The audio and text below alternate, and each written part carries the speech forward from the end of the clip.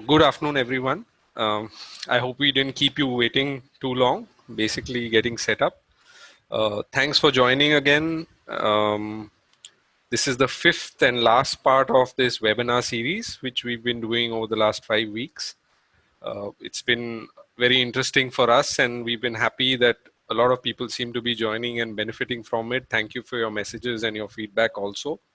I'm Karan, and Yogita is with us too. And basically, we are from Green Essentials. We are based out of Goa.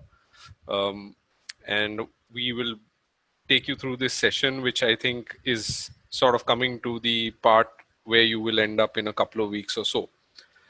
The session, of course, is not possible without our friends at ASGeek, who've been helping us, do all the technology bits to make sure things are working well. They've also been helping us moderate the session and making it easy for us to understand what your questions are and answer them. So thanks a lot to all of them. Green Essentials is something we started back in 2009, but it happened after we originally started growing in 2006 or so. And basically, we've been growing for the last 14 years at home. We started growing using organic methods, and that's what we've stuck to because it's worked well for us so far. Um, we have a kitchen garden store which is in Goa, just outside one of the towns in Goa. We do these workshops, or have been doing workshops for about 10 years now, since 2010. And we've been trying to make it simpler for people to learn how to grow. We have also done, I guess, what you would call small scale farming, because we've grown vegetables and fruits and herbs of a scale of up to about 1.5 hectares at its peak. We're not doing it presently because we are looking for a new space, but I mean, that was an adventure that I guess we can talk about in a different situation. And then one of the things that we do also is to actually coach new kitchen gardeners, helping them learn how to grow their own food and sort of hand holding them through the process.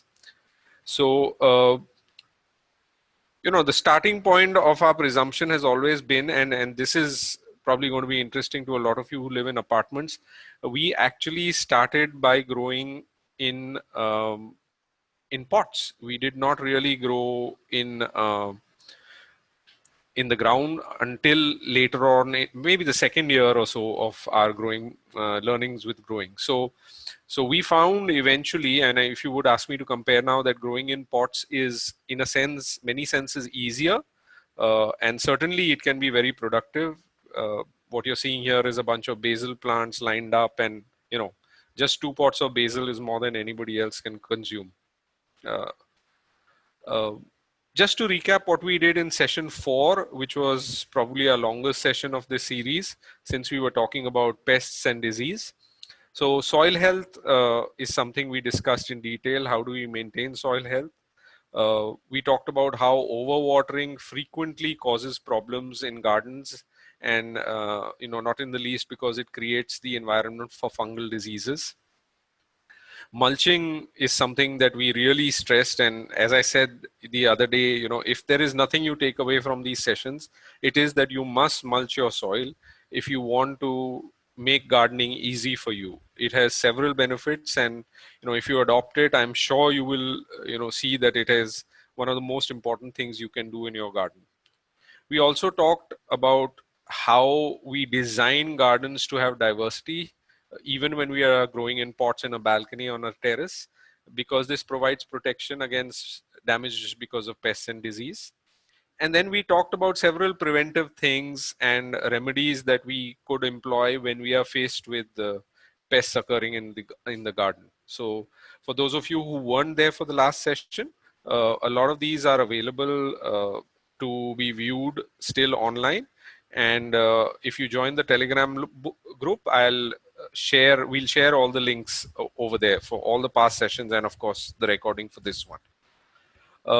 Now, this is the sort of structure that we've been following through the sessions, and in this particular edition, we'll cover harvesting of our produce, of vegetables especially, and of course something about how you plan for your next cycle of growing, because when it comes to your kitchen garden, it is something that proceeds and evolves through the seasons and through the year. And while many of the activities that you will conduct will be similar from season to season, the things that you grow are likely to vary substantially. So this is what we'll talk about in the session that is just coming up. This session, here are the key points. When do you harvest? How do you know that something is ready to harvest? And how should you harvest to ensure that you get maximum produce from your vegetables? How do you plan your replacement or succession plan? So after one crop gets over, how do you make sure there is continuity, either in that pot or in the kind of food that you want to grow? How you can grow fruits, including fruit trees, in large containers, something that many of you may not have considered. You can actually, if you have enough space, have large pots growing pretty productive fruit trees in balconies and terraces also. And lastly, of course, we'll get to your question and answers about what we've covered. Just want to point out for those who are joining for the first time, if you have questions that you think up during the course of the session, you can enter them in the Q&A section of your Zoom interface. So most likely at the bottom of your screen, you will see the Q&A section. It's like two speech bubbles. You just click on that and you put your question in, and we will be able to add it to the list of things to be addressed, right? So please remember to do that. It creates a much more interactive kind of opportunity for all of us to make sure that we clarify the things that we've talked about. Now, harvests from kitchen gardens, depending on how many pots you're actually growing in, can be reasonably regular and substantial. And if you've done your planting in a way which is diverse, as you can see, this is just one day's produce from one of our kitchen gardens. And you get a lot of things there. You can see strawberry, you can see edible flowers from, gourds, you can see capsicum over there, you can see some kale, some karela and brinjals and tomatoes and so on. So basil also. So diverse produce is actually achievable. I'd like to stress that every image that you see over here is pretty much from our gardens. We don't use images, other than that. So over the years, we've kind of ended up accumulating a lot of these, and that's what we are using here. So, Yogita used to say this from our first session, and we've titled these sessions to kind of reflect the same spirit. Her statement used to be at that time, maybe 10 years ago, she used to say, if Karan can do it, then anyone can. And we really believe that, each of us, if we decide that we want to and are willing to take a little bit of effort, then anyone can grow. So I'll pass it on to Yogita, who will take you through, some of the things that you need to keep in mind when you are harvesting your vegetables, or in terms of being able to judge when your vegetables are ready for harvest, right? So over to Yogita. Okay. Hi, everyone.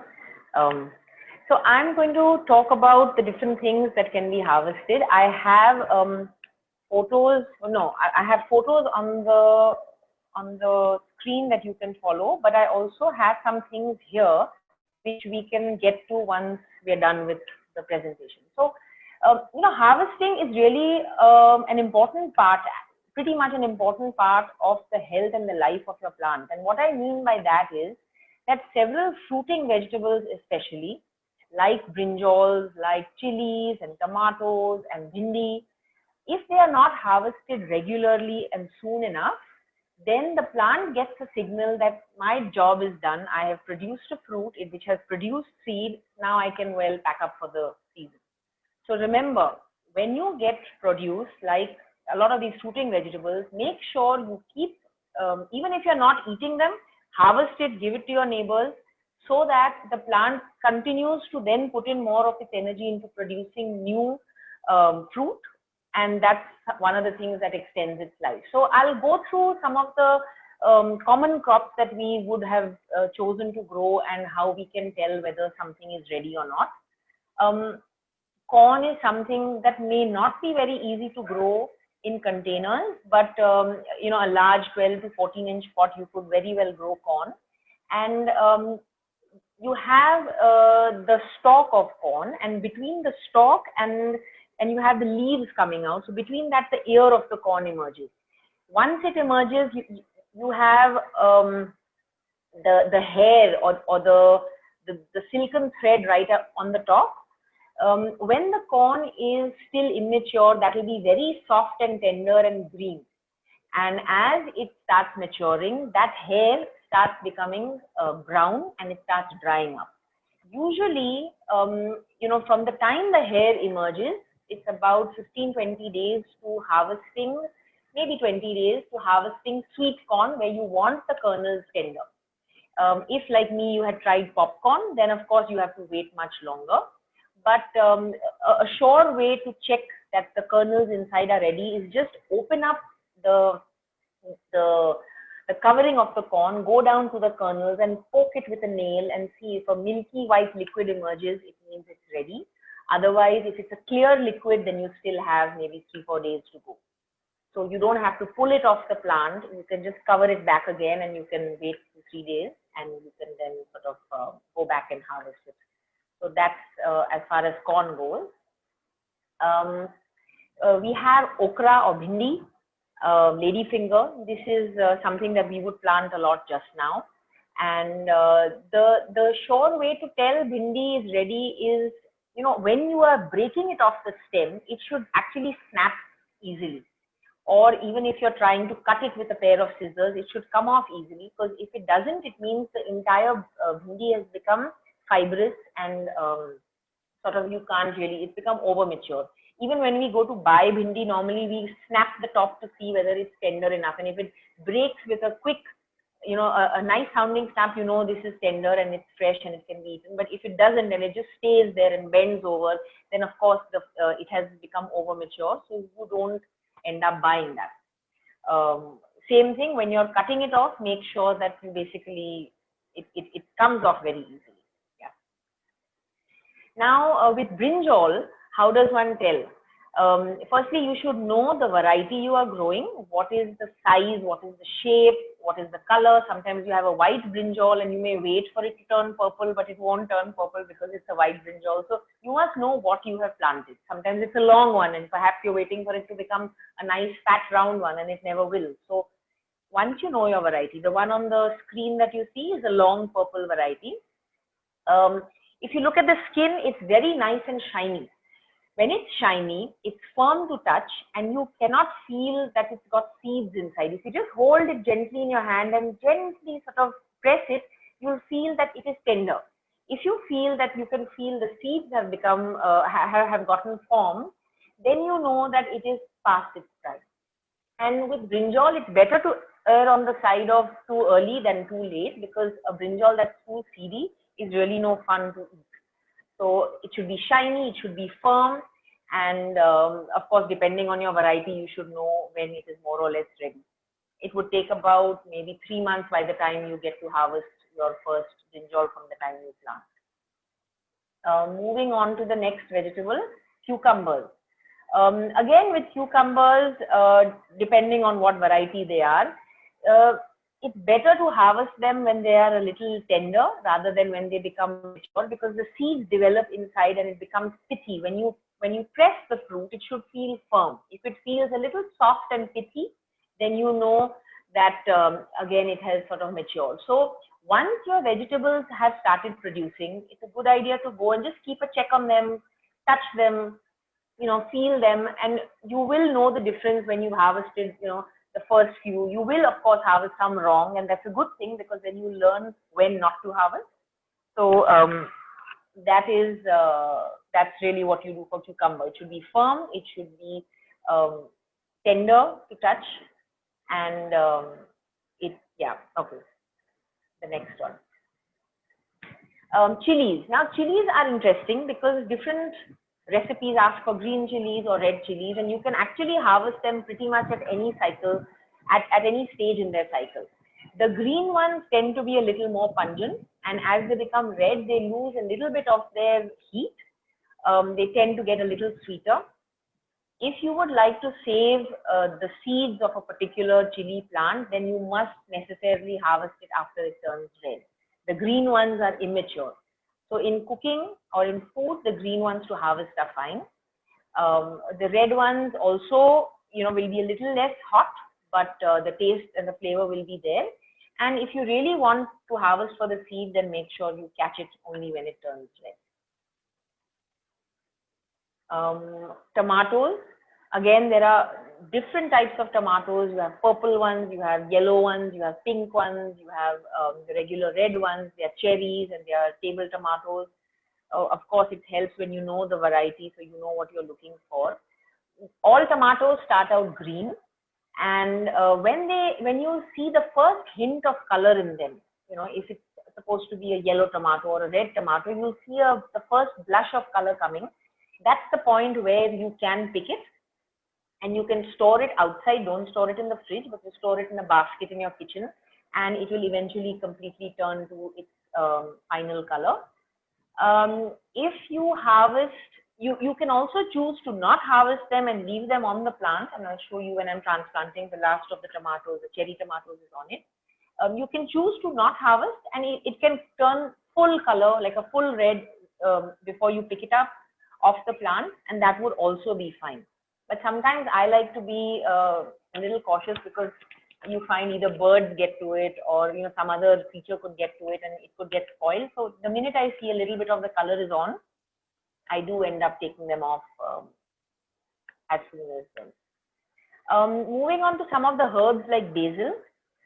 Basil is one of the herbs that the more you harvest, the bushier it gets and the more productive it becomes. Now the logic is that basil will grow as a single stalk, and at the point at the top of the plant, you will see 4 leaves come in the shape of a cross. Here is where you really need to pick the leaves. This is also the point where the flowers will start forming. So when you break it off at this point of where the 4 cross leaves are, you basically encourage more stems to grow and more branching to happen, and so the plant becomes really nice and bushy. And for each stem that you break the terminal leaves off, there will be more branching out at that end. What you should keep in mind is, if you don't harvest them again, the plant will start flowering. And at that point, as soon as the plant starts flowering, the chemistry of the plant changes to the point where the leaves, they start tasting a lot sharper and a little pungent also. So the flavor changes, and especially the picture you see there is Italian basil. It has a lovely, fresh, tender taste that sort of matures and becomes a little overpowering. So to ensure that that flavor continues, harvest regularly, give it away to someone, but make sure that you keep the harvesting process on. Okay, so this is applicable now to a bunch of leafy vegetables, whether they are mustard or it's spinach, or things like arugula or pak choy, lettuces. We start harvesting, I would say, about 45 days to 50 days after you've sown the seed. You try and go down to the lowest point where the leaf is attached to the main stem, and just snap it gently with your hands. You don't really need scissors because they're very tender, and the leaf will come away. And you can harvest from each plant about, I won't say how many leaves you can harvest, I'll say how many leaves you should leave on the plant. So at any point, you should leave about 4 to 5 leaves on the plant so that they continue to grow and you can harvest the remaining. And that's true for pretty much all the leafy vegetables, that you leave about 4 to 5 leaves, and it will continue then to produce more. That's I think true for almost all of the leafy vegetables. Now cabbage is an interesting one. It's a winter crop in most places. It's basically the leaves start forming, and at some point they start curling in and forming the head, which you see in the center of the screen. Now, in the early stages, you will see that there is the formation of the head, but when you touch it, it will be very soft. It will be spongy almost, and it will feel like it's hollow, or it's not a tight head. By the time it is fully ready and ready to be harvested, the ball becomes very firm to touch. It's almost like it's really hard, like a rock hard thing. And that firmness indicates that yes, it's now time to harvest. make sure that the plant, like some of the leaves can start cracking up. If you waited too long, you'll find that the top leaves have started cracking open, and that has been, then that indicates that you are late on your harvesting and you need to take it off. So you harvest it either by pulling out the plant entirely from the soil, you dust off the soil and just cut the part that's attached to the root, and you have your entire cabbage ready. So that's really what you do with the cabbage. Moving on to cauliflower or broccoli, again from the same family, they are also winter crops in most of the places that I've seen them grown. They require, I mean, places like Bangalore, you could grow them pretty much most of the year because your temperatures are cooler, but like around 20 degrees or so at night, thereabouts. Now, the broccoli and cauliflower that we eat are actually the unopened buds of the plant. So it's a cluster of flowers and they are tightly closed. If you wait too long, each of these individual buds start opening. You probably may not have seen a cauliflower or a broccoli that has flowered, but if it does, you'll see the little yellow flowers inside. And the minute you start seeing that, you know that you have that the plant has passed its prime. So there are different varieties of broccoli. The one you see here is what we call a sprouting broccoli. So you'll find several little florets, and as long as the buds are closed and tight and firm, it's good to go. And for many of these things, it's better to, like I said, err on the side of a little too early than a little too late, because if it becomes fibrous or pithy or too seedy, then it sort of loses the flavor and the taste. And also, these vegetables are sweeter when they are harvested, when they are tender. Another thing which I should have mentioned when I was talking about the leaves is that for most, actually it's true for almost all vegetables, they are best harvested in the early morning or in the earlier part of the day, because it's still cooler and a lot of the plant juices are freely flowing in the plant, and that's when it's really juicy, especially with leaves. If you go at about 11 o'clock or 12 o'clock in the afternoon, a lot of the moisture will have gone down into the roots and the plant leaves will be very limp. So if you're harvesting for a salad at about 11 o'clock or 12 o'clock in the heat of the sun, your leaves will look really limp. But if you harvest it in the morning, and you can either put it in a glass jar of water, and you can probably see it on my desk, but I'll show it again later when the camera comes to me. You can store it that way and it will stay fresh for up to a couple of days. So you don't have to worry about that. But harvest in the morning before the sun gets too high, and that's good for all your vegetables. Okay, moving on to the next one, beans. Beans, again, it varies by size and variety. So what you see are purple French beans. The way to tell when this is done is that you should not yet be able to see the outline of the seed inside this, which means that the seeds are still tender and soft. When you touch it, the pod feels nice and firm. You cannot distinguish the feel of the seed inside the pod. The minute you can do that, then you know that again the fruit has sort of ripened, and when you cook it, the seed will have a bite. You will feel the seed. You may enjoy that flavor. There's nothing wrong with it, but normally we are used to having it when the seeds are still tender. If you wait a little too long, sometimes the seeds do become a little hard and chewy, and then you can't really use them in the vegetables. So try and catch it before that point. Now, underground vegetables like radish and root vegetables like radishes, carrots, or bulbs like onions, you basically need to work your finger around the vegetable into the soil and go in for an inch or so, maybe even a couple of inches if you can go that deep. And you can actually tell by feeling around that the vegetable has formed, like the radish has formed. Now, radish is particularly a quick growing crop. Depending on varieties, it can be as early as 35 days and it can go on to maybe 40 days. So 30, say an average of 35 days, you can be ready to harvest it. So that's when you would poke around and check. Carrots, on the other hand, would be 4 months pretty much. And you again can pull out 1 or 2 and see, you will have a bunch of them. You can pull them out and see, or just work your finger in and you will know. Same thing for onions.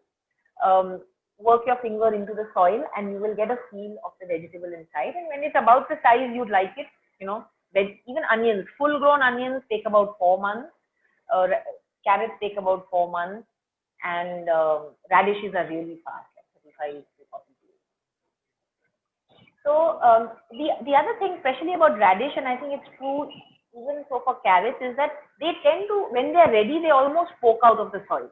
So if you have a long white radish, you will find that when it's ready, the top like inch or so is sticking out of the soil.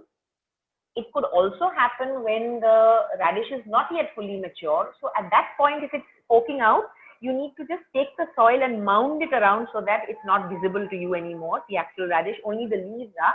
That's when it will develop well and it will be juicy. Otherwise, the top tends to dry out and become greenish, especially the white radishes, they become green and they don't taste very nice in that section. So as long as it's still growing, make sure the entire radish or carrot or onion is under the soil, not halfway up or whatever, sticking out. And when it's ready, you just pull the whole thing out. So back to Karan now. He talks more about succession planting. Okay, so you'd have a sense now how harvesting is, done for all these different types of vegetables that we mentioned. There may be many that we've not covered, but in general, I think these are enough to give you a sense. As Yogita said, that it's not a very exact science. You're not going to be very sure, and it is something that you have to develop the ability to get right. You don't want to be harvesting too late because everything becomes either chewy or not tasting as you want it to do. It's not tender like we usually like to eat them. Or you want to, and it's better to err on the earlier side, because quite often if you even harvest some of these things in earlier than they usually are, you will find that that just means that they are a lot more tender, crunchy, and sweeter than you're used to eating them.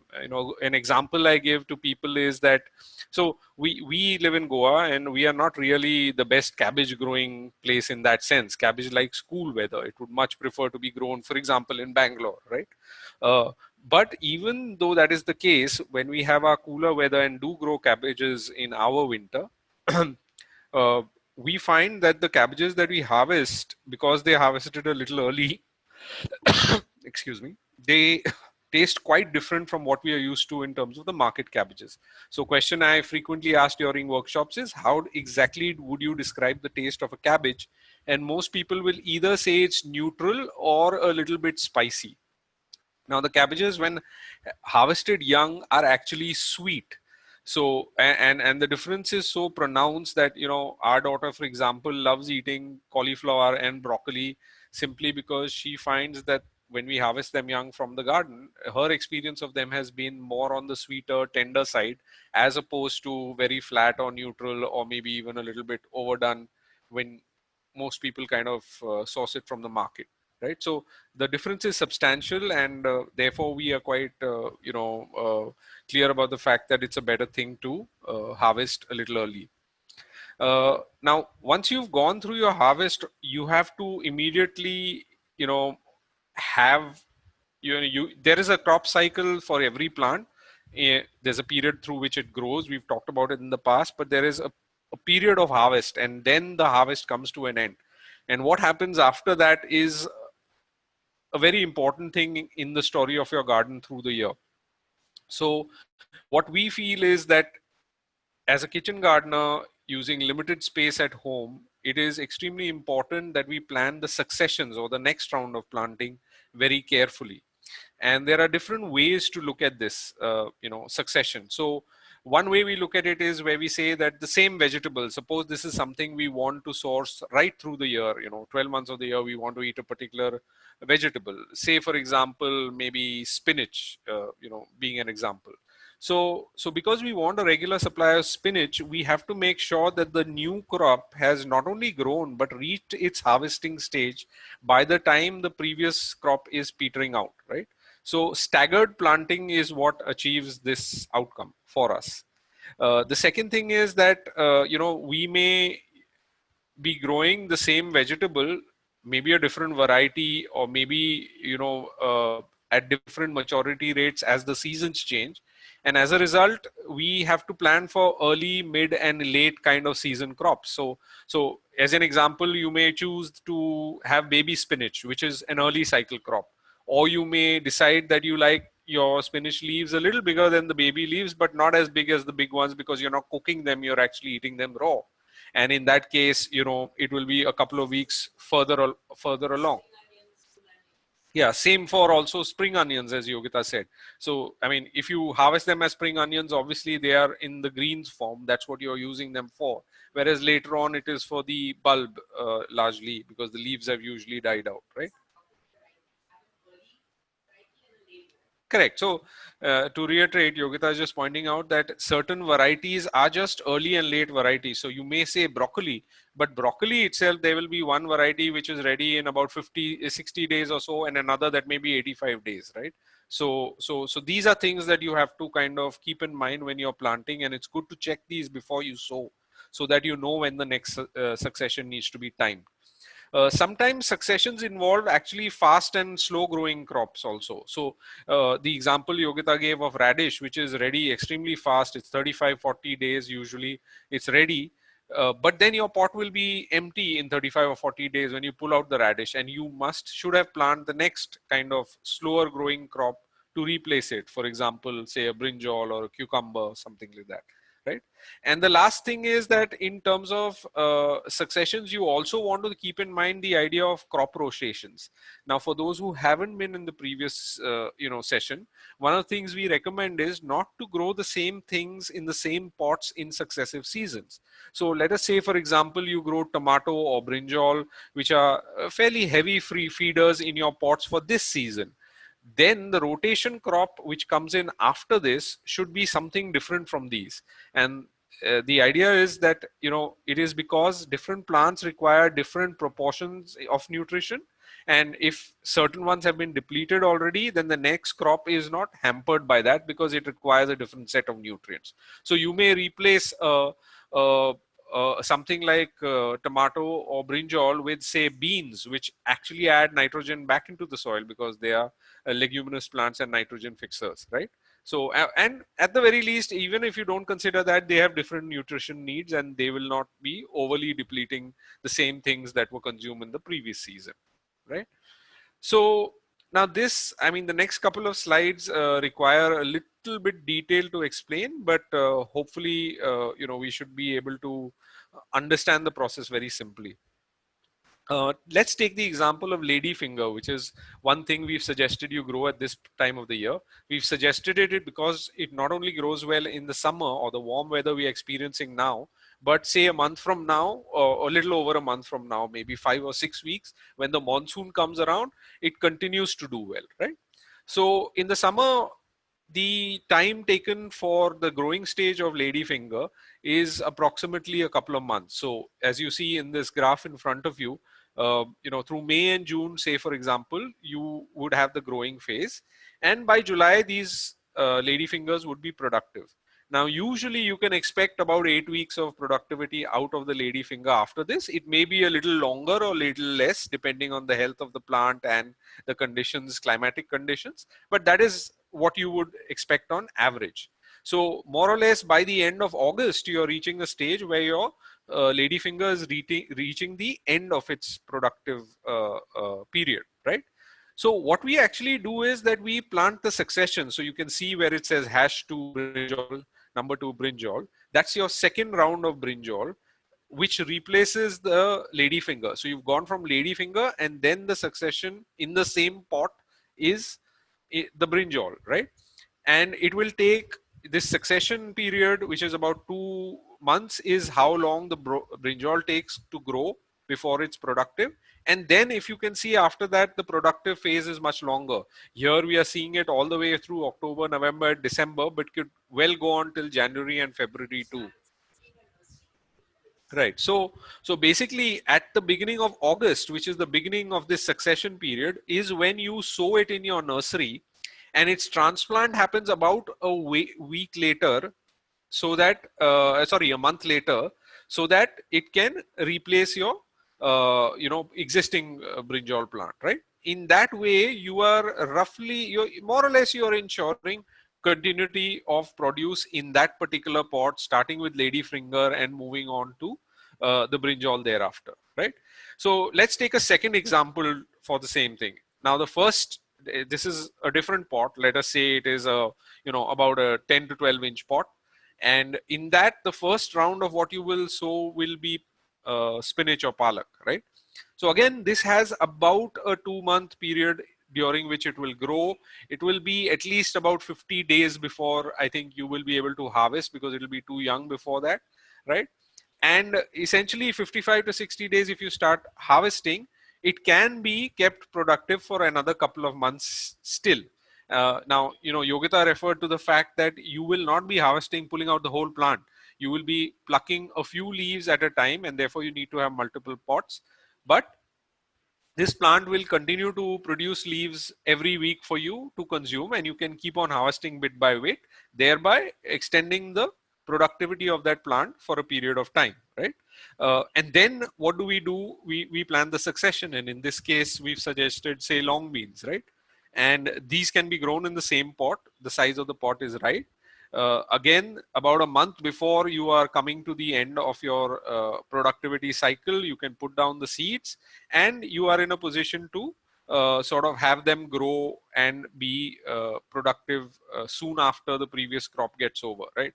Now you can make this even tighter. Like, you could actually put down the seeds a whole month earlier, and so that on that end of August date, you would have these productive bean plants rather than having them, you know, starting in the month of October, which is what I've shown over here, right? So you can stagger this to be as close together as you like. Sometimes we like to leave it a little bit apart, simply because you also want to change in what you're eating. So it gives you an opportunity to be eating other things while you have sort of a little bit got bored of beans. So it gives you a little gap, and then it's back for you to consume.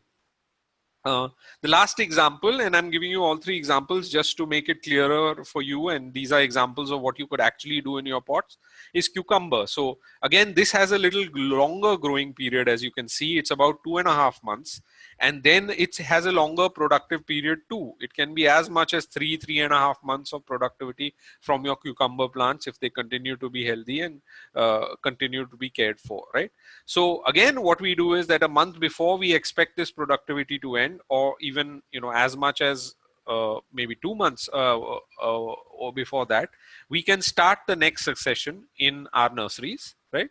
And they will start being productive after a period of about 2.5 months, which is the period of growing for the chili plant, right? So the chili plant goes from seed to the point of where it can be harvested first for chilies in about 10 weeks or so, which is 2.5 months, right? And after that, chili, again, we've not been able to show it completely over here, but it will continue to be productive for the next 4 to 6 months even, right? So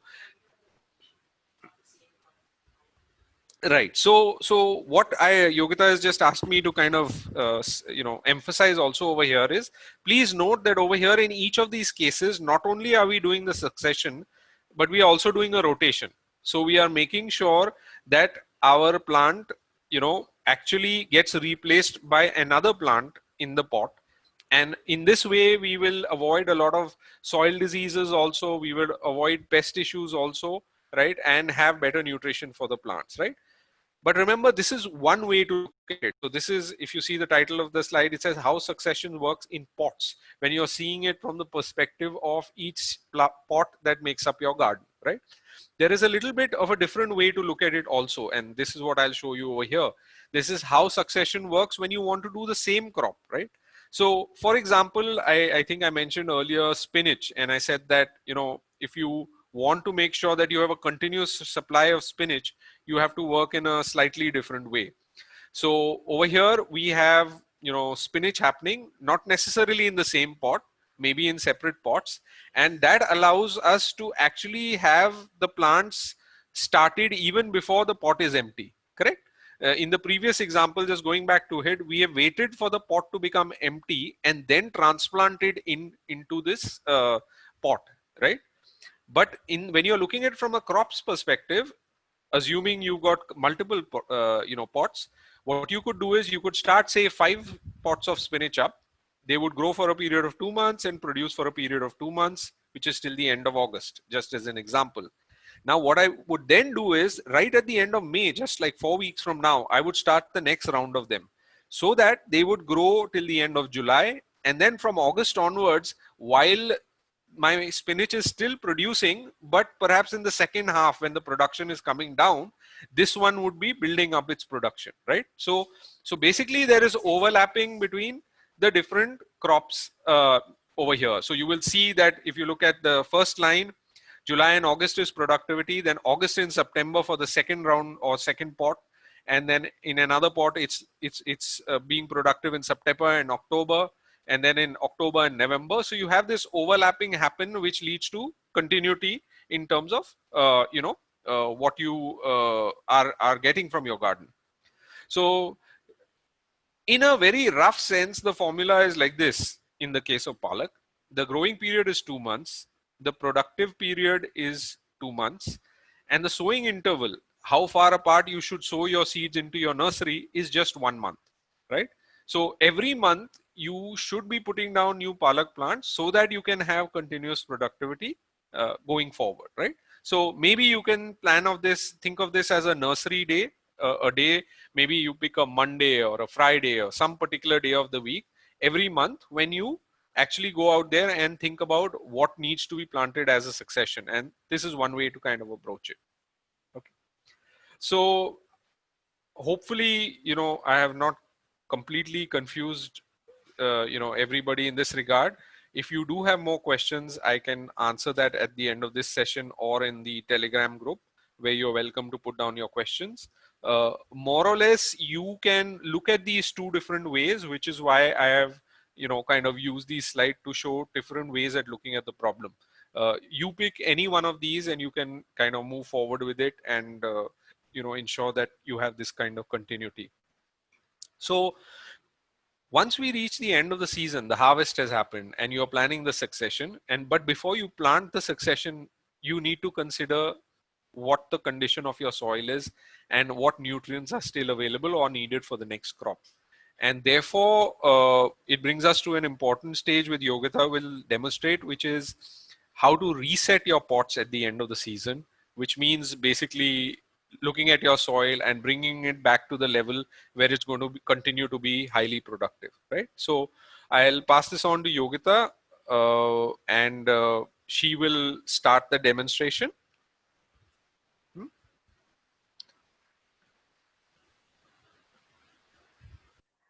Okay.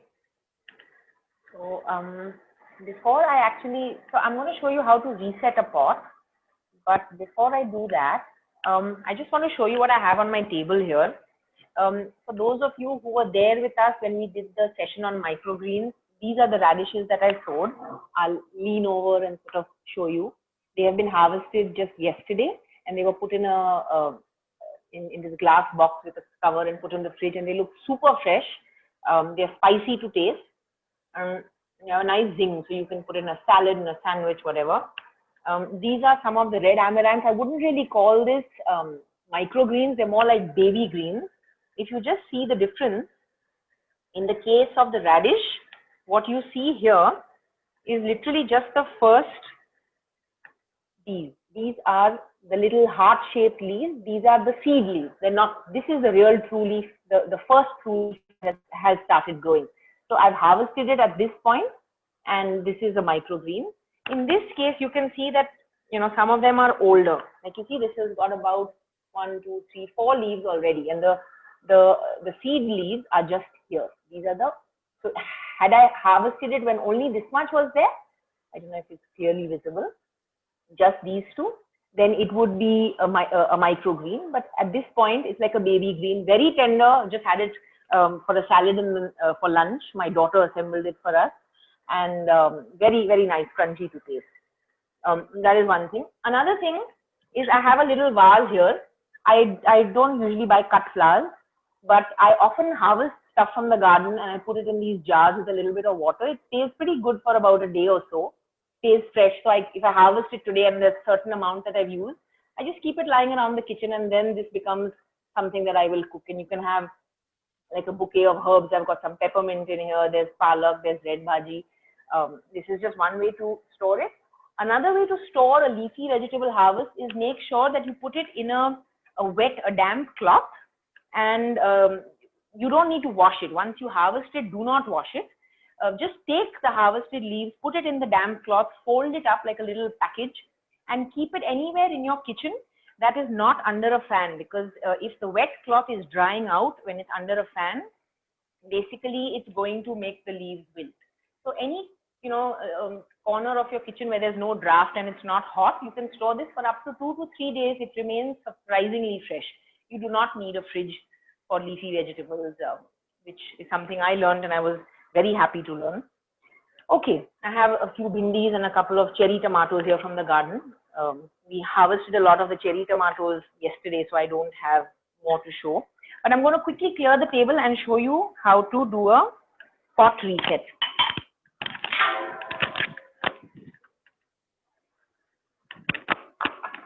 So I have this pot here. It used to be a tomato, a cherry tomato. The last of the cherry tomatoes you can see. It's a nice red cherry tomato. A lot of flavor. But this plant is done now. So now the question is, what am I going to plant next in it? And how am I going to do it?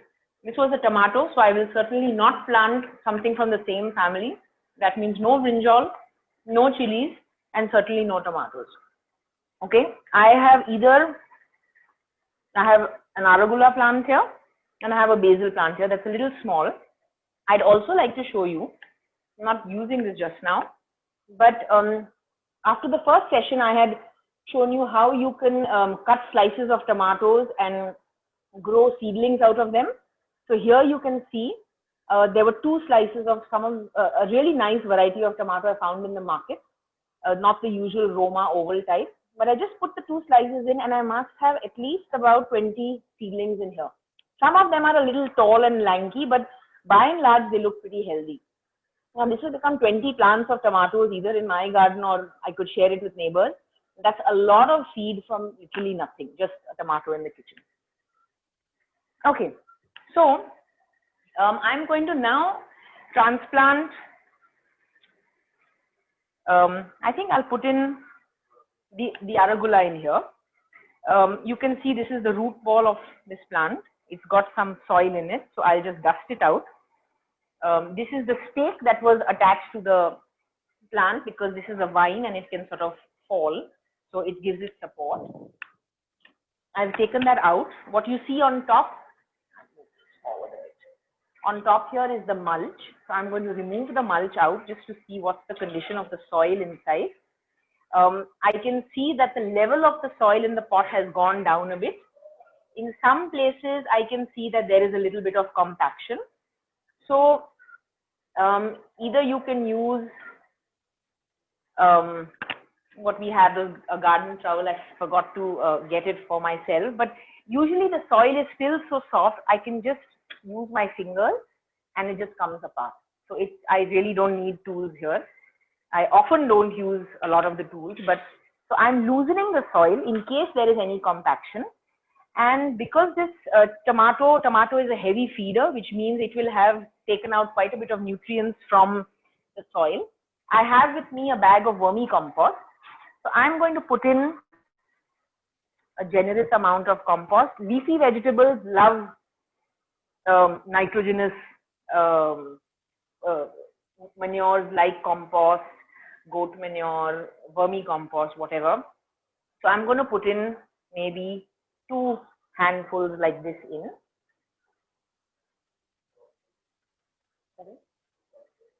This is a 10-inch pot.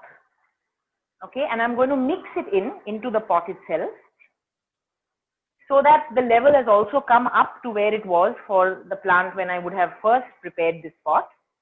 And I'm going to now plonk my arugula into this.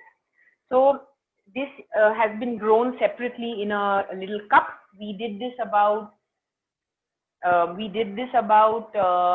maybe 3 weeks ago. This should be 3 weeks old. One step I forgot to do is I forgot to put back the mulch.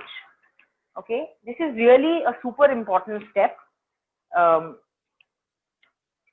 I would not miss doing this. If you run out of leaves, you can always, get some more from your neighborhood, or um, ask, friends who have a little, maybe a compound around their house. They can give them a bag and ask them to just save it up and, keep it for you. So now, so now the pot is ready to receive the transplant. I'm going to make a little hole in the center, and I'm going to scoop out a little bit of the soil, because that's going to be replaced with the soil in my transplant here. I'm going to hold this, turn it upside down. Sorry? Okay. I've been asked to show you the root, and the whole thing comes out. Now, the beauty of this is, if you look here closely, you will see that the roots are undisturbed. They have sort of formed nicely around the cup. And if I was pulling it apart from, say, a tomato thing like this, the roots would be broken, and the plant would suffer shock, as we had explained in our transplanting session. But here the shock will be minimal to almost none. Now I take this entire plug, if you can call it that, and just gently put it into the pot. Take the soil around it and press it in so that it stands there firmly. It shouldn't be lolling about. I could put back some of the soil that I've taken out. I'm finding that it's sort of moving a little bit, which means that in the breeze it will move around. I have some more soil here. Maybe just a little bit more around it. And press it down so it's firm on all four sides. And just keep the immediate collar around the plant clear. And that's it. My pot is ready. What I've done is I've removed the old plant. I have loosened up the soil. I have added more nutrients by adding more compost to it. I have mulched it. And I made a little gap where the plant will go. I have transplanted it in there. And now I will water this. I won't water it on screen just now, but when I water it, I will water it through till the water comes out from the bottom. And the pot is entirely ready for a new crop now. So, sorry. Okay, so now I'm going back to the slides. That's you. Yeah, back to Karan.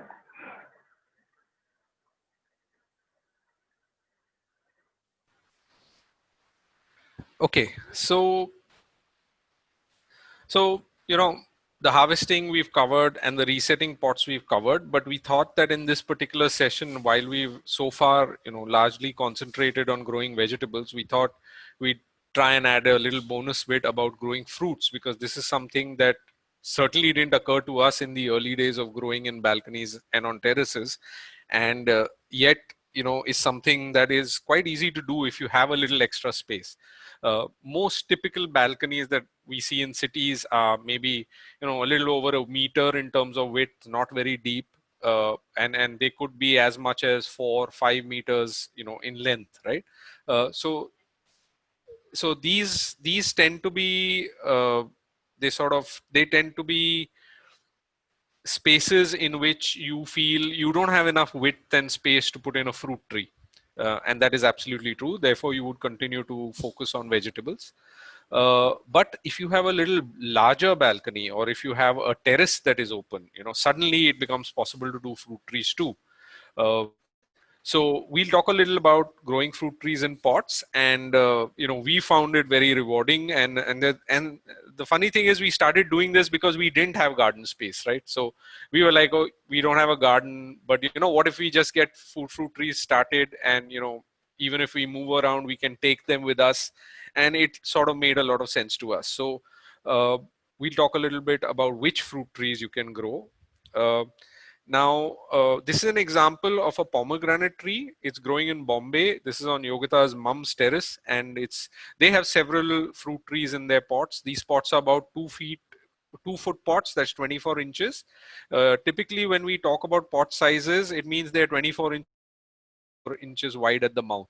So it's a fairly large pot. It's not easy for one person to move it around, but it is something that, as you can see, is very productive. You can see at least a half dozen fruits right here in the frame, and more on the way. Each of the flowers that you see will also, convert into a fruit, right? So pomegranate is one example of something that you can grow and that is really productive. Guava is another thing that we quite enjoy growing, and the reason for that is quite like pomegranate. This is not something that fruits only once in a year. It actually produces fruits at different points of the year, as much as maybe 3 different rounds through the year.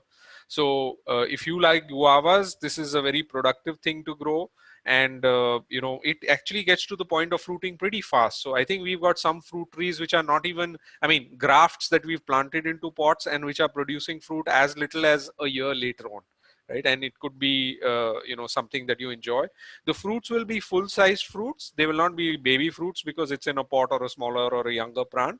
It's just that the quantity of fruit that you will have will be less than a mature tree. uh, these plants can continue to stay in these pots for several years. The pomegranate tree, for example, I think has been more than 10-15 years in those pots. Am I correct on that? Yeah. And Yogita's folks actually have a kumquat tree that was, as old as her dad. So it spent 60 years, that's 60 years in a pot.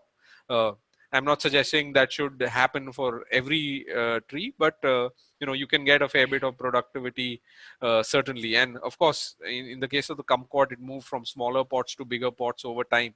But you could just pick a 20-inch pot, which we feel is a good intermediate size, and you could grow it for many, many years in that.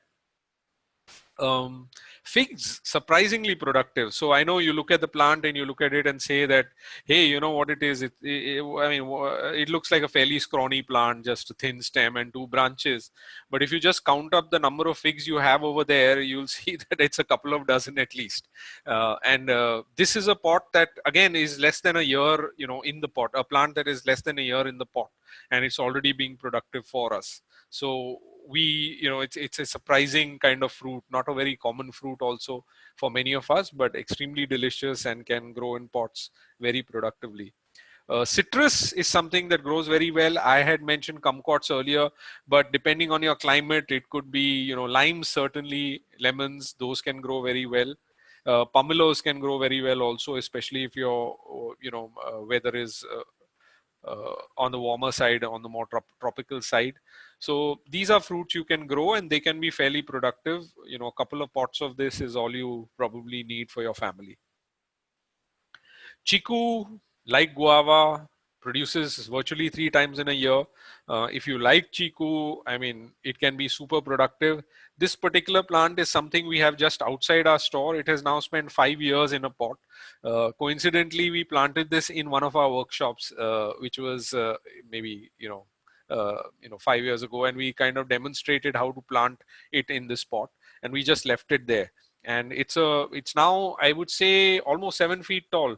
Like, it's taller than a 6-foot person, like it's taller than I am, and it's pretty wide too. So it requires a lot of space because it's about 4 feet across also.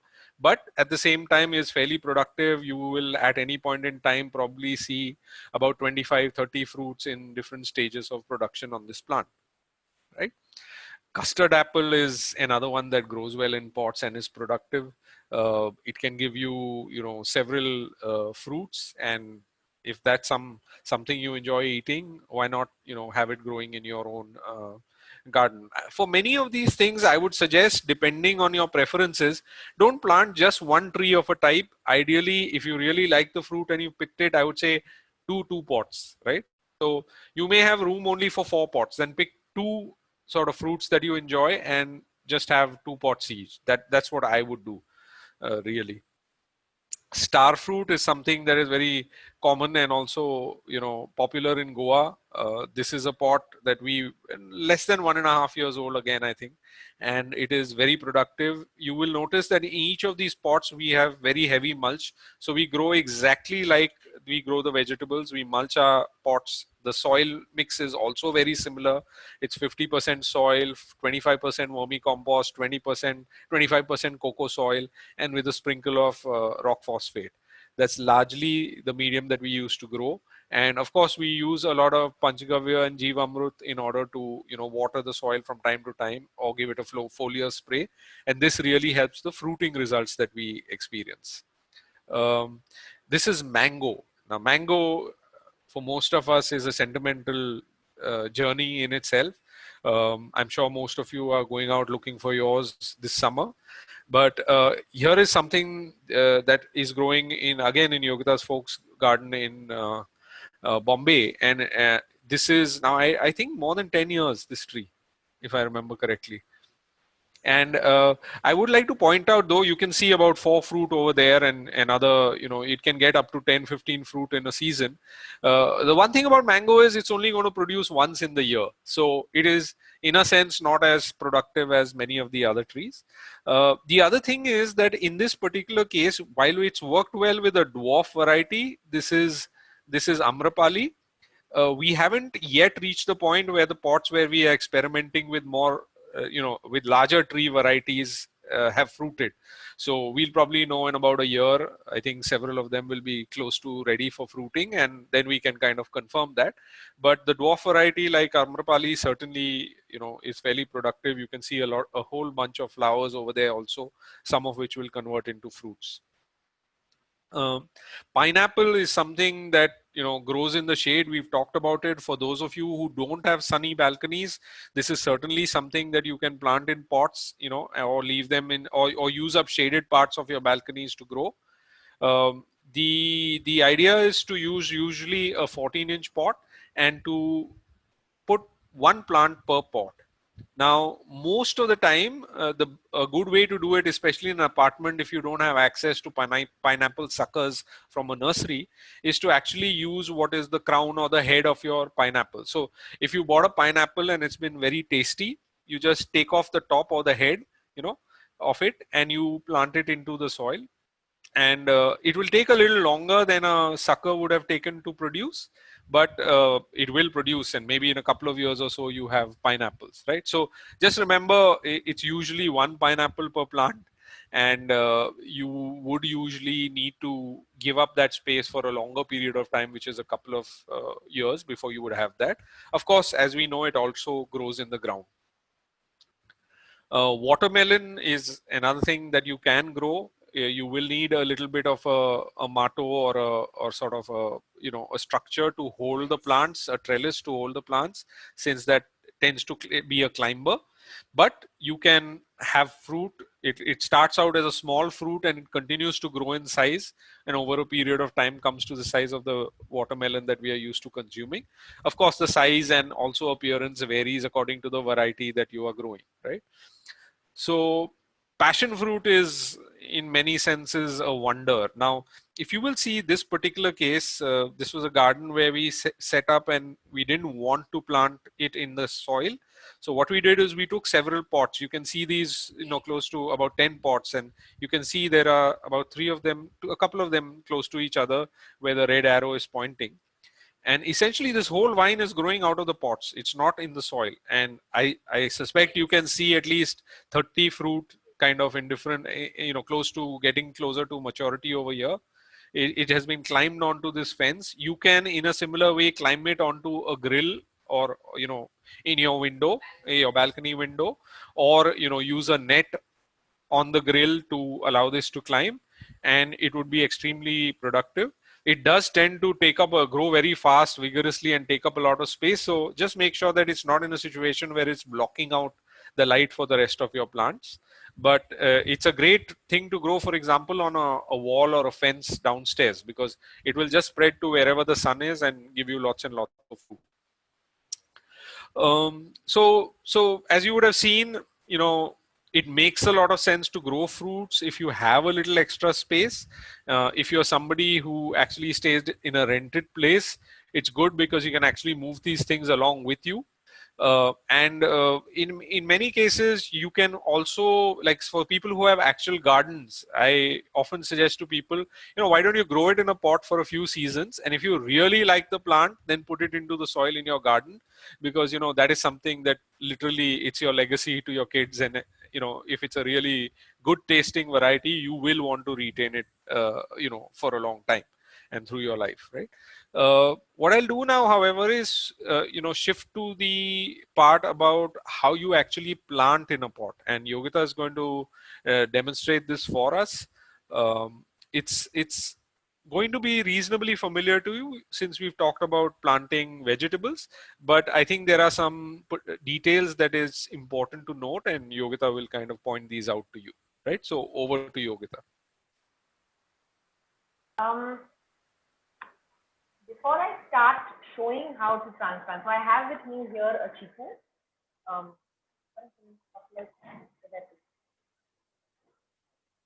so I have with me here a chiku. This is it's a graft. Now I'll quickly touch upon what is a graft, what is an air layer, what is a seedling or a sapling. For some fruit, you may find that people put in like avocados. People will start an avocado seed and it will grow, it will germinate and it will put out roots, but roots and a shoot and everything. But the thing is that many of the fruit trees, when they are grown, there are two things. When they are grown from seed, number one, you cannot be 100% sure that the same variety will express itself. Now, that's the whole thing about the genetics of a plant, and I won't explain that. You can read up about it if you are interested in it, and it is extremely interesting. But you know, the seed will then produce something that's a little different, or it can produce, very likely.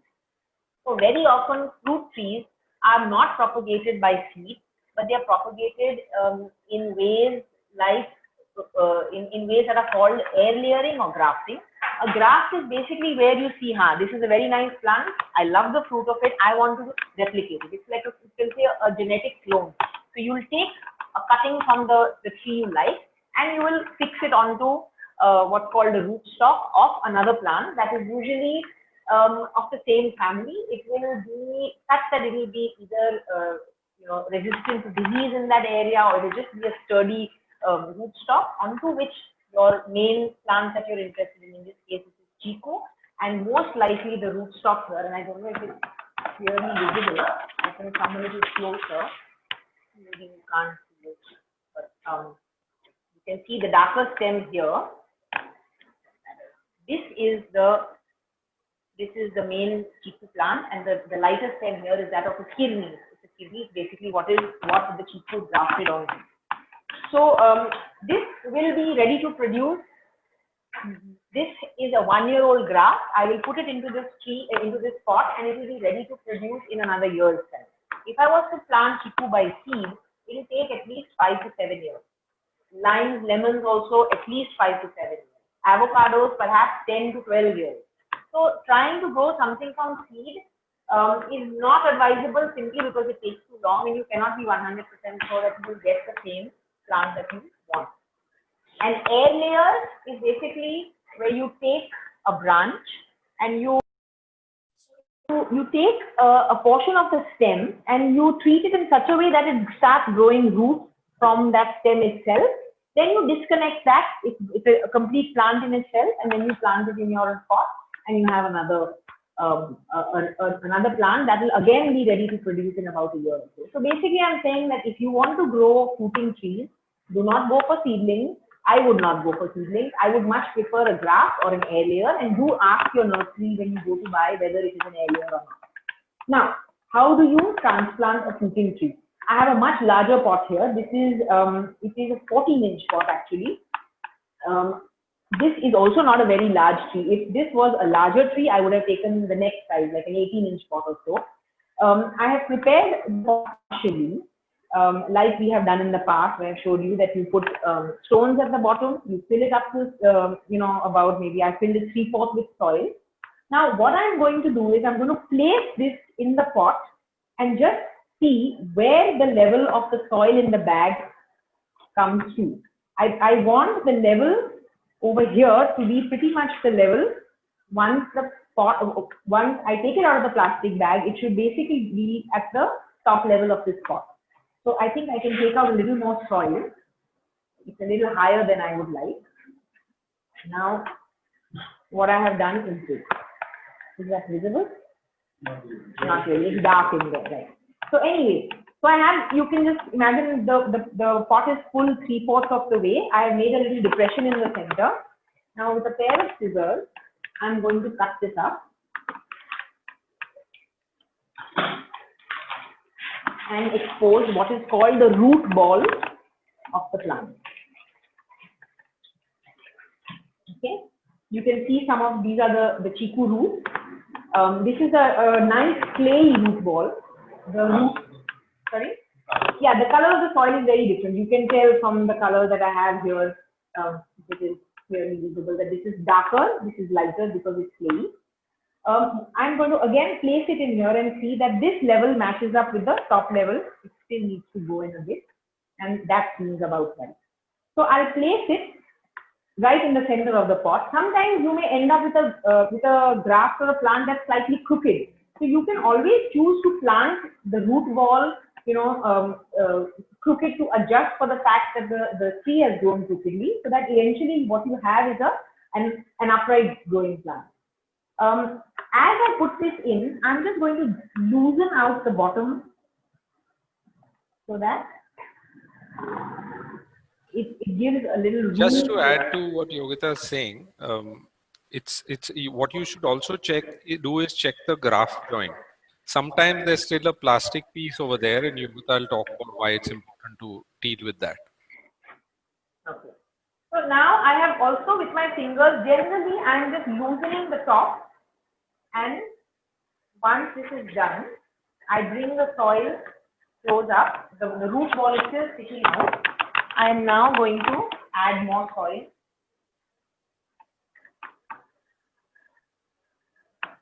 To this. And remember the amount that was under the soil when it was in the bag is pretty much the level at which I want it. So I will not, for example, bring the soil up to here. My graft line is somewhere here. So I'm going to basically keep this as I can still add a little more space in the pot. So maybe a couple of handfuls more. Spread it around. A little more on this side here. And that is more or less it. And again, I will press it down firmly.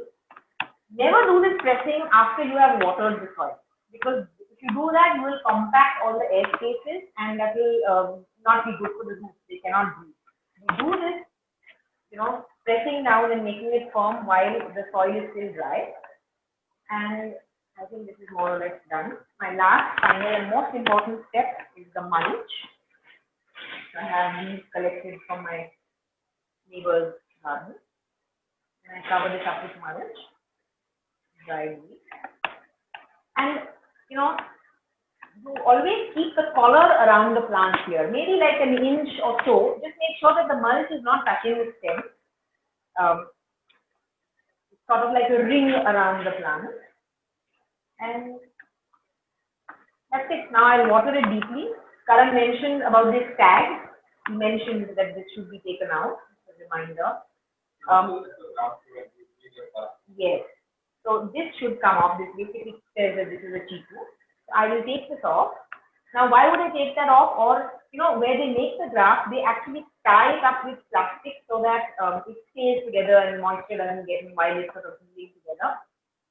If that remains, it's like a tight tie around the neck of the plant, and the plant is going to continue to grow, but that is going to really constrict it at that point, and the plant will end up with a funny shape. It will have a strange bump in the middle, a strange constriction, and that's not healthy for the plant. So make sure anything over here, if there are ties, they're all removed. And that's it. We're done with the chiku plant in a pot. This is a 14-inch pot. This plant will now I think stay here for at least the next 18 months. I don't need to up the size, but eventually over time, as the plant grows in size, so will the root ball. Maybe in 18 months or in 2 years, I will graduate to either an 18-inch pot or a 20-inch pot, so that then I have another long run of maybe another 2 years or so.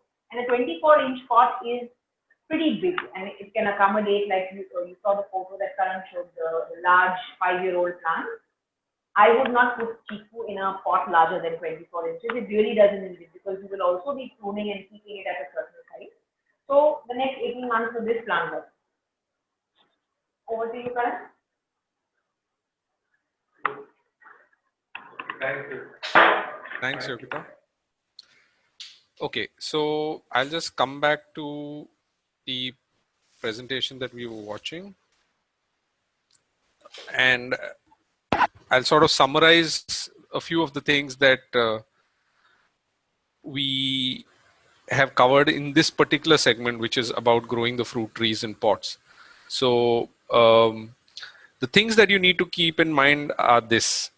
Number one, ideally, most of the time I would grow in a 20-inch pot. I would not use a 24-inch pot unless I didn't really have to move it around, because you could pretty much need 3 people to move a 24-inch pot around. It has such a large volume of soil, and the pot itself is heavy, and the tree, when it would have grown into that into its over 3-4 years, will also be pretty big and heavy, so it becomes very difficult to move.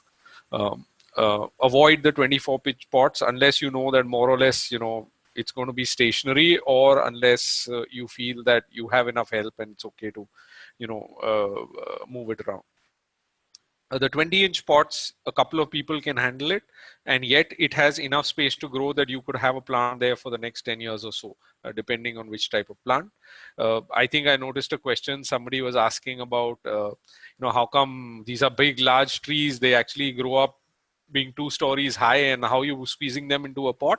So that's the beauty of nature. It uses the space that it has. And what kind of happens is that because of the root ball itself constraining the size to, or the extent to which the roots can grow, and because nature has designed it so that the roots are about the same volume as the upper leaf canopy, so if you have less roots, you will have less branches and less leaves, and it will still be productive, it will still be mature and produce fruit. Okay. One of the things that I want to highlight over here, do not do this if you have a very shaded space. You cannot be growing this in like 2-3 hours of sunlight or 4 hours of sunlight. You need to have a bright sunny place for all fruit trees, otherwise they are not really productive. So you would find them producing a lot less than you want otherwise. Pick your fruit trees very carefully, by which I mean make sure you go to somebody who has high quality saplings. Maybe your agriculture department, maybe a particular nursery that has a reputation for good plants, because you will be investing a lot of time and attention in growing this plant over the years, and at the end of it, if it's not such great fruit either in terms of taste or in terms of productivity, then that's not a lot of fun. So I can't, it's not even possible for us to look at a plant and know whether it's a great variety. More or less, it's the tasting of the fruit that kind of validates that. So just go to a plant, go to a place where there's a nursery which has a good reputation in terms of quality, and you should find good trees. It's worth spending literally double going to such a nursery rather than getting it from some roadside stall, because the amount of investment of time and other things that you will do is really high for fruit trees over the years. And last thing is to prune your fruit trees regularly. So this is another way in which they do, stay in the pot for a longer period of time. By limiting the canopy size, you are also limiting the root size, the inverse of what I mentioned earlier. And in that way, ensuring that it does not outgrow the pot. Right. So these are things that you need to keep in mind for fruit trees. Of course, there are 100 other things that can be discussed in this regard, but I think that's all that we have time for today. Just to summarize what we've talked about through this session, apart from the fruit trees, the first thing is harvesting is pretty simple. Once you know how, it takes a little while to get the hang of it, but hopefully we've given you enough kind of hints and tips on so that you can get it right. The second thing is don't run out of produce, and the only way to do this is to plan your successions carefully. It's very, how do you say, it's like a big letdown if you have a great season and then after that you have nothing. So it just spoils the mood, right? It's Yogita saying feast to famine, and that's not the situation we want. Kitchen gardens ideally should be productive right through the year, 12 months of the year. Of course, growing different things. Then when you're resetting your pots for the next succession, please add nutrition so that there is healthy growth and large productivity for the next season too. You can grow fruits, as we said, if you have a little extra space and sunlight. This may not be applicable to all of you, but for those who can, I think that's a great way to go, and it adds to diversity both to your garden and to the produce that you're getting from it, right? So this brings us to the end of the presentation section of this session. You know, we wish you the best since this is the last season and last session, and we hope that you have great results in the garden. In case there is something you would like to know from us, the best place to do this is to join the Telegram group that we've created with HasGeek. It's called Anyone Can Grow, and basically it's the link that you can use to join it is t.me/anyone can grow with no spaces. You can see the link sort of mentioned over there. You can also, of course, email us at info@greenessentials.in if you'd like to reach us for something else. But in terms of the group itself, I think it's a place where you can find, we can answer your questions. You can even share your pictures as you see over here. And it's fairly easy to use. If you're familiar with WhatsApp, it's not really very different to use. So please do join us there and ask any questions over the next few weeks also. We'll try to answer them as soon as possible. It may be that you ask in the morning and we only get back to you in the evening because we're tied up with stuff, but we will come back to your questions over there, right? What I'm going to do is just going to ask Amog to do something that I forgot to ask him to do at the beginning of a session. He's going to run a couple of polls for us. So Amog, if we can run these polls, I'd appreciate it if you can, give us feedback over here in terms of how you felt about this session.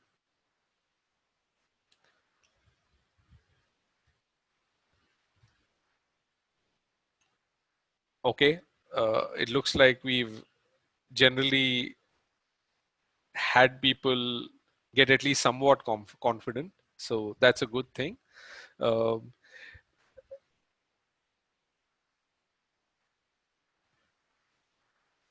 Amog, I think we have another poll.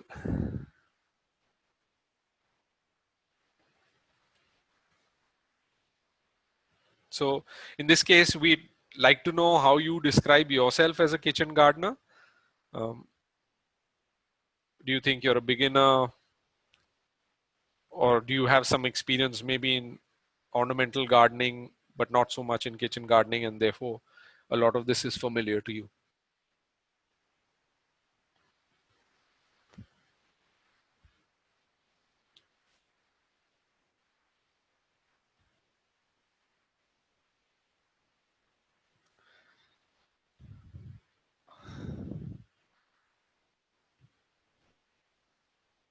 Okay, so Amog will do the other ones after the question and answer session.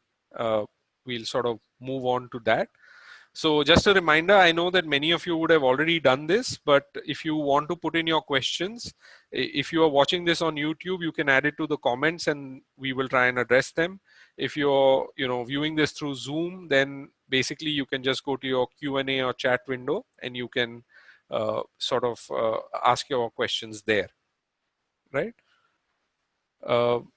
Okay, so I'll just request Anish perhaps to help us with this and kind of bring us the questions so that we can answer them. Thanks, Karan. Thanks, Yogita. That was again a very informative session today. We have a few questions on harvesting. We have a few questions on fruit trees, and we have a few questions on the various kinds of charts, especially like the ones you showed today.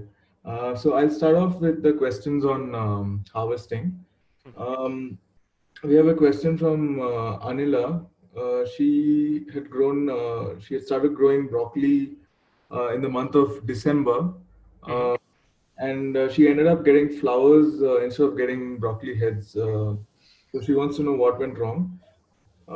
There's also a question from Sangeeta. She had planted carrots, and when she harvested it, they were pale and very hard.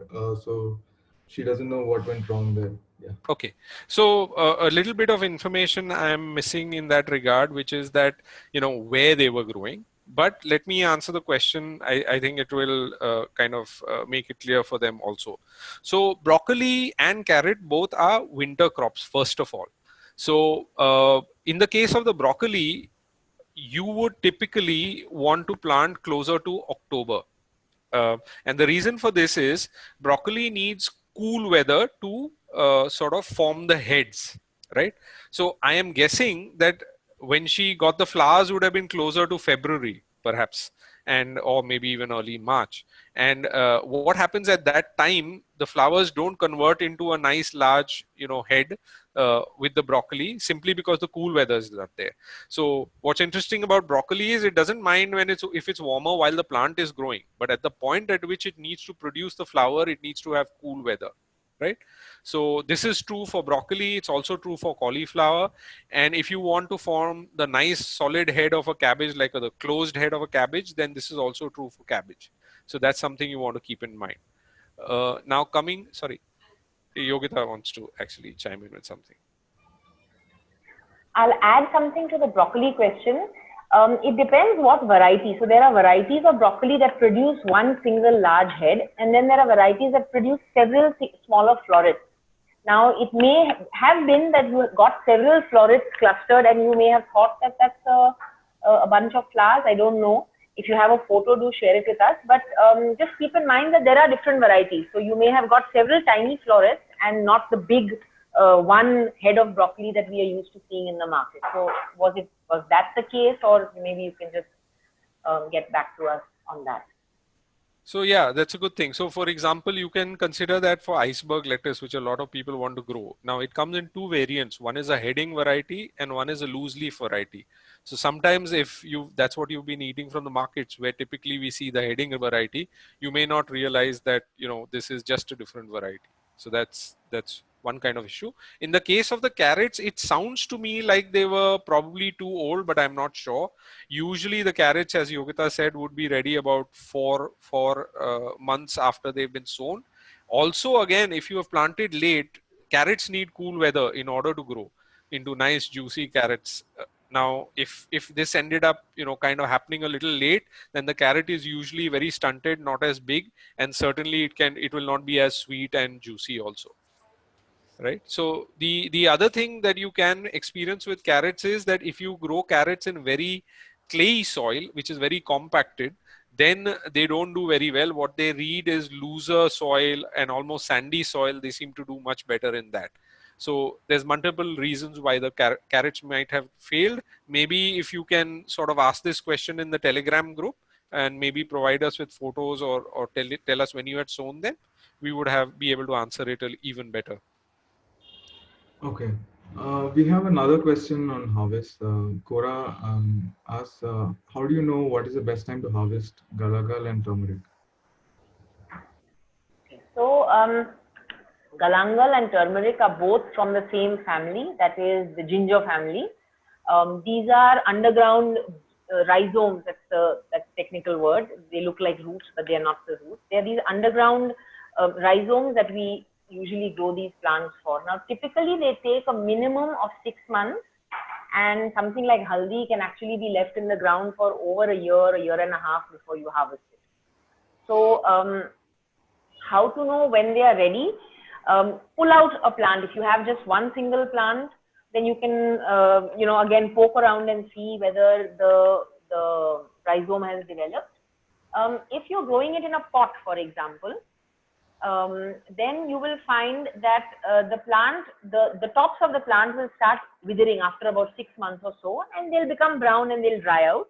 And that's because the pot has pretty much become root bound. It's really full of these rhizomes. You empty out the whole pot once the plant is dead. You empty out the pot and you remove the rhizomes that you want to consume, and you can always save one or two and put them back in another pot with fresh soil, or in the same pot with fresh soil, and you can continue the cycle of growth. So you harvest what you need and you put back to grow what you can spare. And I would say for galangal and ginger, at least 6 months. For haldi, I would say the longer you wait, the thicker and bigger the rhizomes become. Haldi can go on for up to a year and more. So I would just add to that quite often the indicator is when the plant dries up, and when it kind of falls over, that's when you know that it has reached one end of the cycle in that sense, right? So that's when it's a good idea to check and kind of make sure that you harvest the plant.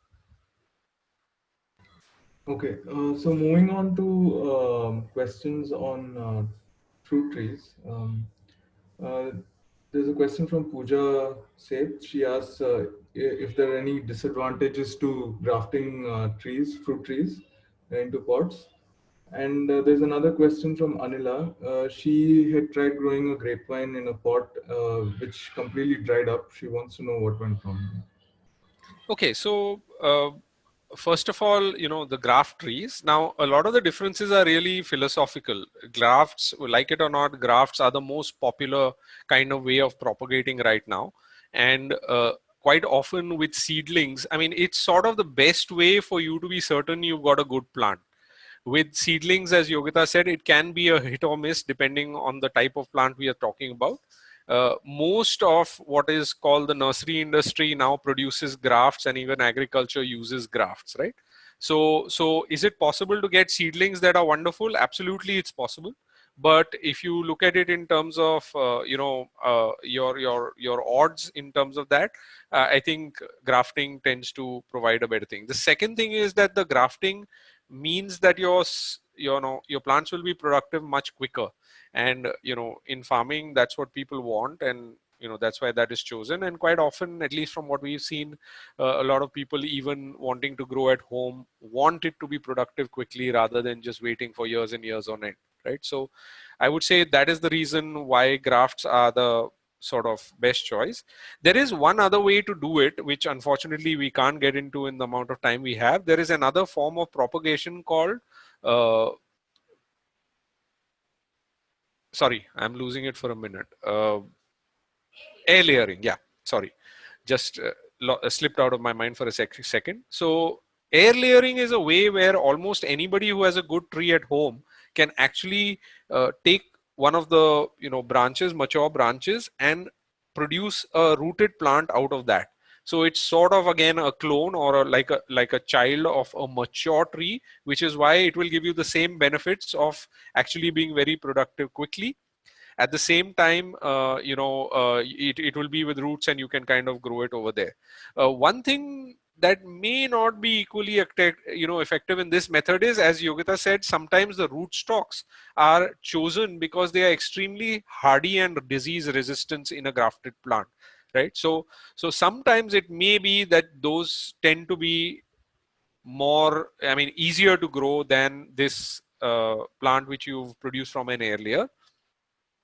And therefore, like, it comes down to your choice. Like, we often do air layers from our grafted plants, and it works very well.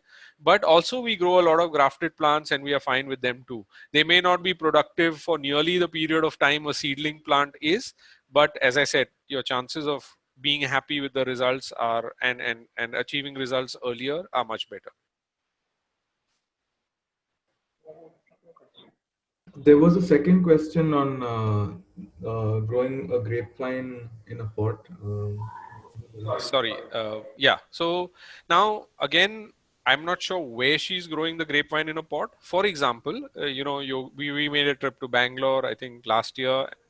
Oh, Coimbatore, sorry, last year, and we picked up a few grape plants from there just to kind of experiment with it. Even though we knew that in Goa the climate is far from ideal for growing grapes, right? So we have these things growing. They don't look super healthy in that sense. They're doing decently, but I wouldn't say that they look super healthy, and they haven't produced yet, right? And the reason for that is largely, in our opinion, climatic. It really doesn't have much to do with it. So basically, a couple of years, 2.5 years is the time that it takes for grapes to get productive.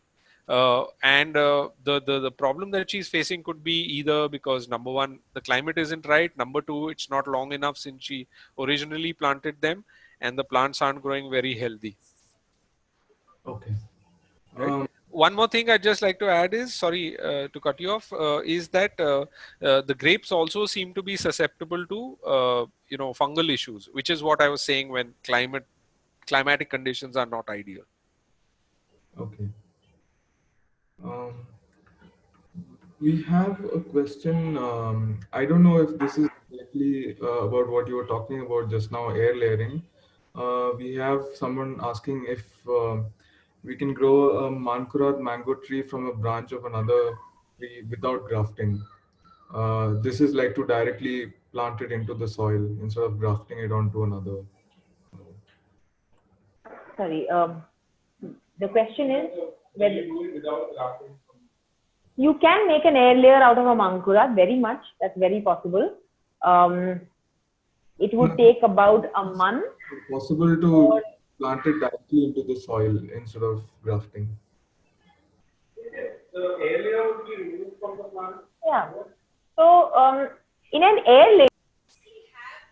Sorry, I'll just cut in there for a minute.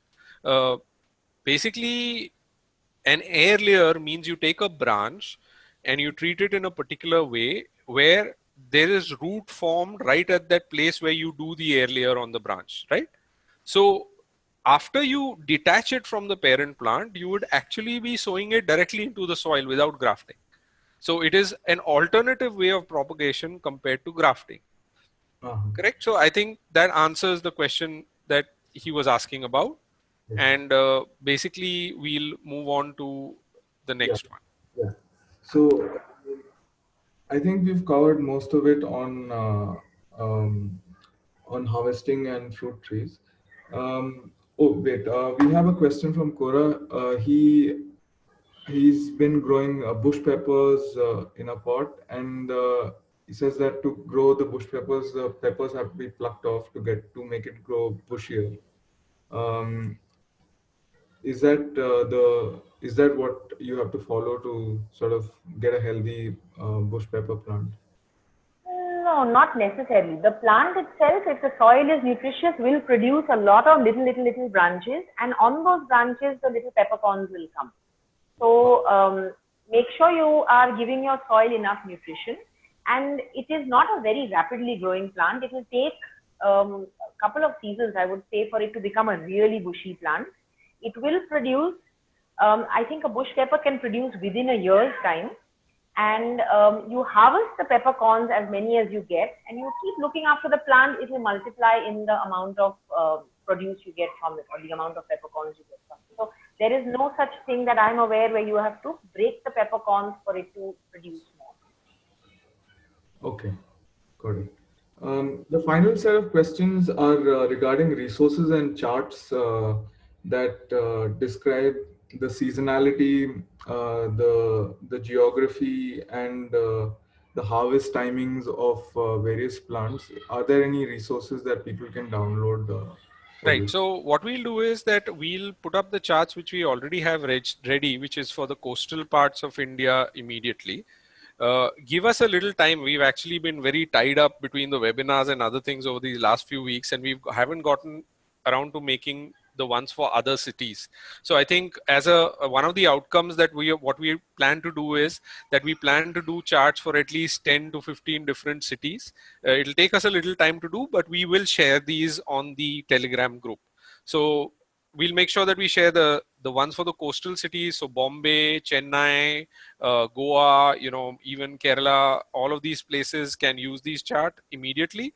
The Bangalore charts and say for Delhi and places like that will be a little different, and it'll just take us maybe a week or so to kind of get done with those. Yeah, sounds good. For our viewers who are not willing to wait for that long, please join the Telegram group and ask whatever doubts you have.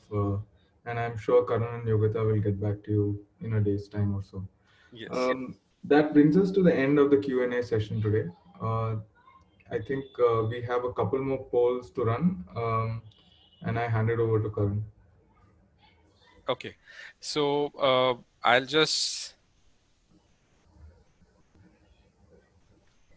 ask Amog to kind of run those polls for us to begin with, and I'd really appreciate it if you can give me responses on these questions.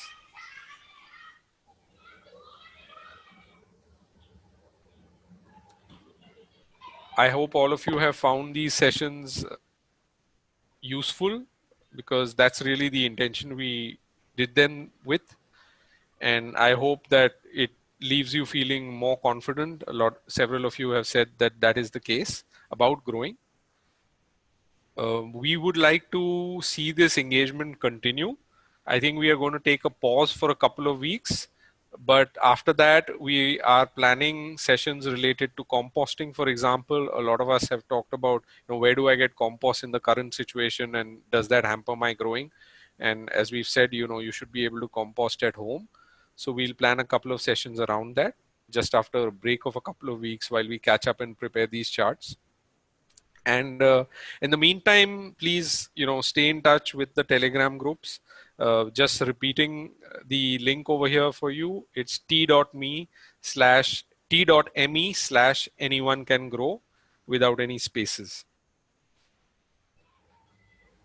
I think it's a much more useful environment in which to do it. Okay, so if you can also give us your feedback on the session itself. For those of you who may be seeing it on YouTube, we'll try sending you a separate kind of form where you can rate us. For those who are, viewing this on Zoom, it's good to know how useful you found it. Please be frank. And we'll try and make sure that we, try and improve these sessions further. Okay, thanks, Amok. So moving on, one of the things that a lot of people ask us is about seeds, and while shipping of seeds has been a little challenging, the seed store is something we run to get good seeds to people. These are vegetable seeds. All of them are open pollinated varieties, now hybrids. Many of them are organic seeds. We also try to make sure that all of these are seeds that have been tried and tested for several years in our garden, so we know and are confident that it will do well even in climatic conditions similar across the country. So these are things that are easier to grow, that are productive even for beginners, and that's really the goal with the seeds. High germination rate, that is something that is important to us, and varietal purity, that is something that is important to us. Shipping is working well for some cities like Bangalore and Chennai. I think places like Bombay and Delhi is still a little complicated right now and very slow, but hopefully that should change over the next few weeks. Also, for those of you who, sorry, just a moment. Also, for those of you who feel you need even more help, we also do this, and you can get in touch with me at the number listed below. Just WhatsApp me or call me, and we can try and see if we can help you in a more engaged way over a longer period of time. Thank you all so much for joining us and for having stuck with us. Many of you have stuck with us through these sessions. The videos are available. We'll share the links. The videos of the previous sessions are available. Those links will be shared on the Telegram group also, along with this recording once it's been completed. And great luck with your health, with your life going forward in this uncertain period, and with your garden. I hope both of us wish you the very best, and thanks so much, Anish, Amog, Zainab, everybody, for helping us, get this out to folks in what is really, the time of our lives. It's the strangest period, way beyond anything any of us could have anticipated. We are grateful that, for most of us, health has been with us through this period of time. And we hope that we will find maybe somewhat of a new version of health and happiness over the next few years, even though things seem so uncertain at this time. So thank you so much for joining us, and we will try and remain in touch with you. Look forward to seeing you all again. Bye-bye. Bye-bye. It was great doing these sessions. Karan actually said most of the things I wanted to say, but a big thanks to everyone at HasGeek who really made this possible. And it's been good fun for us to do this as well. So until we see you again, happy gardening.